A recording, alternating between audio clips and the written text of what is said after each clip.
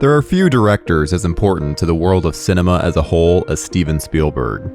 He has created more classics in his lifetime than a dozen individuals could even hope to achieve.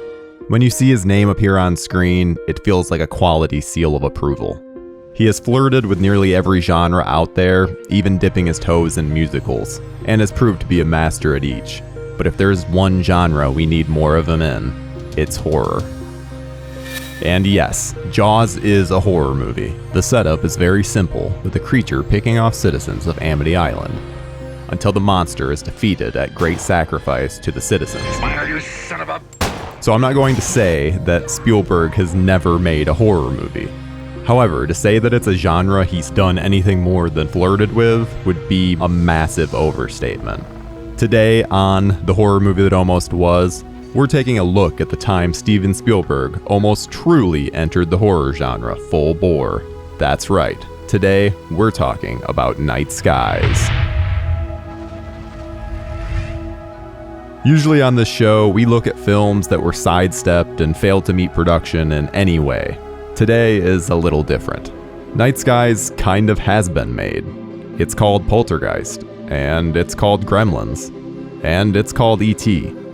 All three of these films spawn from this unmade feature, and may be one of the few instances where a film was more inspirational not being made than had it actually been released into the world. But before we get into those, we have to go way back to before the time that Steven Spielberg was a household name. 1977's Close Encounters of the Third Kind had huge implications for its studio, Columbia Pictures. The success of the film was make or break for Columbia, so when Close Encounters was a massive hit, it was a no-brainer for them to want a sequel. But Spielberg didn't share their enthusiasm. Several years prior, Spielberg saw massive success with the release of Jaws, which effectively created the summer blockbuster. But not wanting to make a sequel for fear of it being a schlocky creature feature, a designation the original was lucky enough to avoid, he opted out. We were then able to see exactly what a Jaws franchise would be without that Spielberg touch. It wasn't pretty. So when Columbia wanted a sequel to Close Encounters, Jaws had already taught him the franchise lesson. So he set out to work. One rule that Spielberg has had with his sequels is that he doesn't want to just make the same film again and again. So while Close Encounters was more about first contact with alien life, Night Skies would have been about if those aliens were less observational and more experimentational. You can see where the horror comes into play here. Despite its alien origins, the story is actually based on true events. While researching for Close Encounters, Spielberg came across a story of a family in Hopkinsville, Kentucky in the 1950s. The family claimed they were terrorized by aliens that had started out as flying lights, only to then rise from the ground as little creatures. Other townsfolk corroborated their claims on the flying lights. Only having such a story out there doesn't exactly make you seem like the most sane people on the planet. So the family in Hopkinsville declined to have their names used for any movie.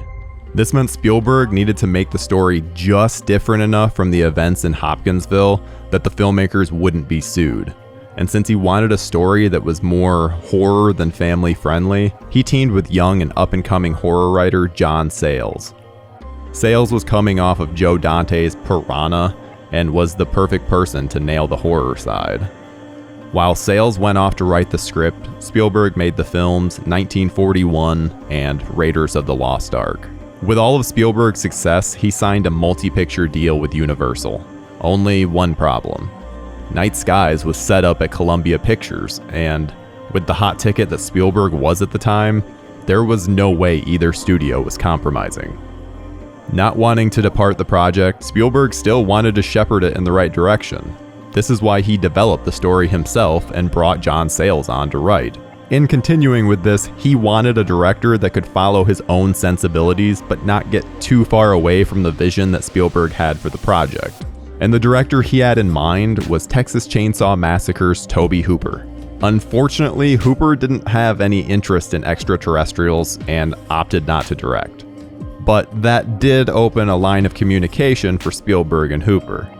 Instead of going after another famous name in horror, Spielberg instead offered the job to his production designer, Ron Cobb. While Cobb had never directed before, his ideas were used both in the storyboarding and the scripting process in Night Skies. So, next to Spielberg and Sayles, he had the most creative influence on the project, so it makes sense for him to direct. It can be argued that one of the big reasons Jaws was the success that it was had a lot to do with the stellar creature design of the enormous great white shark at the film's lead. With a story about aliens, Spielberg knew the design of which could make or break the film, so he did what any reasonable person would do at the time: hire all-time great Rick Baker to make the aliens. While Baker was deep in the development of American Werewolf in London, a film that is still revered to this day because of its stellar practical effects work, he agreed to develop the aliens for this film. Photos have come out over the years, and it really gives you a good idea of what they would have looked like on screen.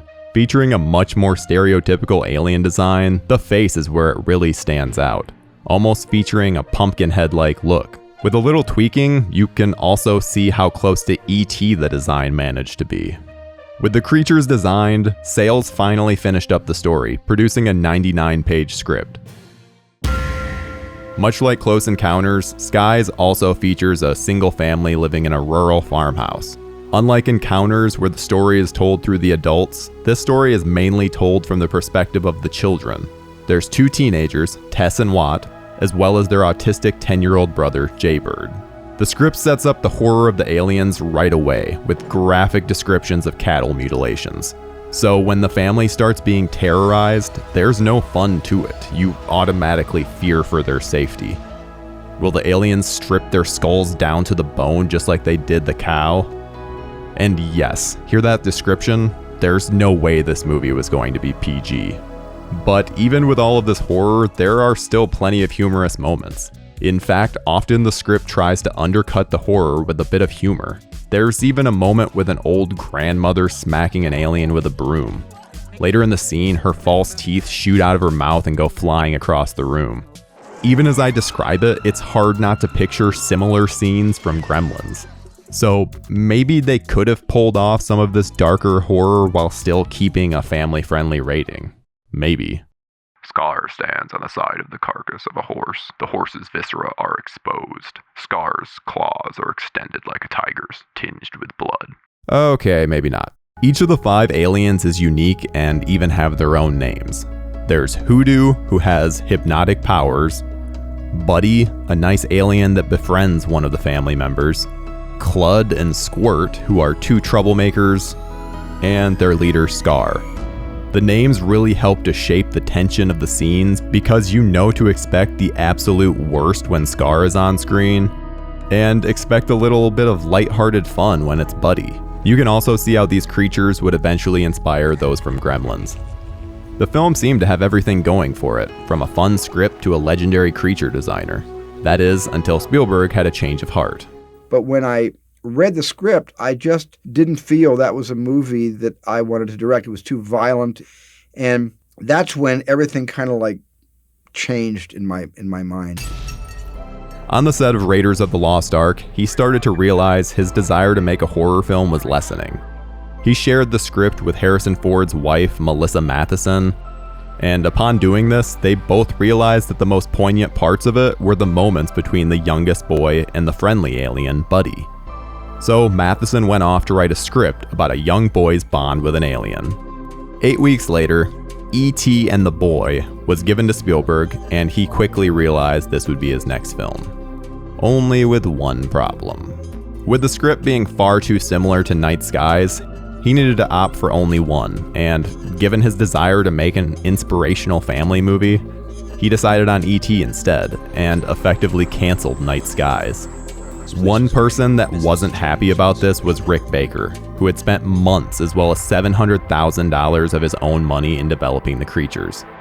Because of this, he had a falling out with Spielberg and refused to do the effects for this newly realized family-friendly version of the story. Changing this story around to fit a new narrative seemed to be all Spielberg could think of, however, because he continued to do this, taking the concept of a single family being terrorized by aliens and then changing it to ghosts. Tobe Hooper, who had come into the picture due to Skies, had renewed interest in the supernatural direction and agreed to direct. Therefore, Poltergeist was born.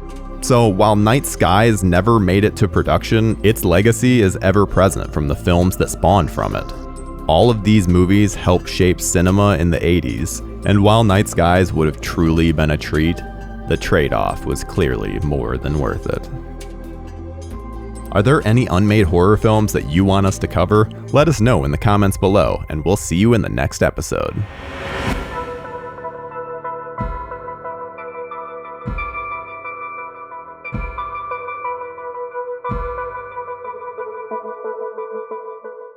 Thank you for watching our show. If you like what you see, please subscribe to our JoBlo Horror Videos channel, tell your friends who like this sort of content, and turn on the bell to receive notifications for all of our latest videos. We're an independent company, and we appreciate all of your support.